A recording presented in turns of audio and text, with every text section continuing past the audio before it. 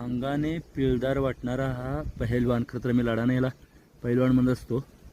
आजगरचं पिल्लू वाटेल, म्हणजे लहान असल्यामुळे व्हिडिओमध्ये अंदाज येणार नाही मित्रांनो.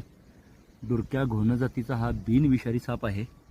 शेतात शिवारात रात्रीचं फिरत असतो. छोटे उंदीर जमिनीखाली राहणारा हा साप रसल अर्थबुवाई म्हटलं जातं आहे. याला डुरक्या घोणस म्हणतात, म्हणजे घोणस हा साप विषारी असतो. त्याच्यासाठी मिळता जुळता वाटल्यामुळे याचं नाव घोणस आहे, पण डुरक्या घोणस म्हटलं जातं. लक्षात घ्या, घोणस नव्हे. घोणस विषारी साप आहे. आक्रमक, कधी कधी शांत असतात, कधी कधी रागीट असतात. चावाला येतो, रात्री फिरताना आपल्याला दिसतो. पिळदार शरीर आपल्याला तुम्ही बघू शकता. याची शेपूट जी असते थोडी खरबरीत आपल्याला वाटेल, आणि तो शेपटीकडनं पण आज जमिनीखाली असा शिरू शकतो, म्हणजे बेलसारखं करून वगैरे.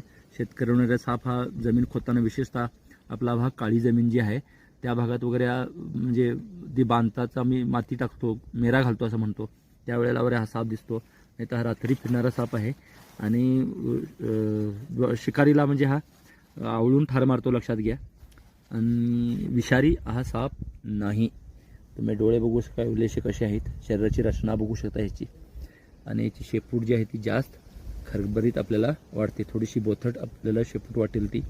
आणि कधी कधी शांत वाटतो, पण अटॅक पण करू शकतो अचानक असा. आणि हा मात्र बिनविषारी आहे. अशा प्रकारे तो हालचाल करताना आपल्याला दिसून येतो. डुरक्या घोणस बिनविषारी साप.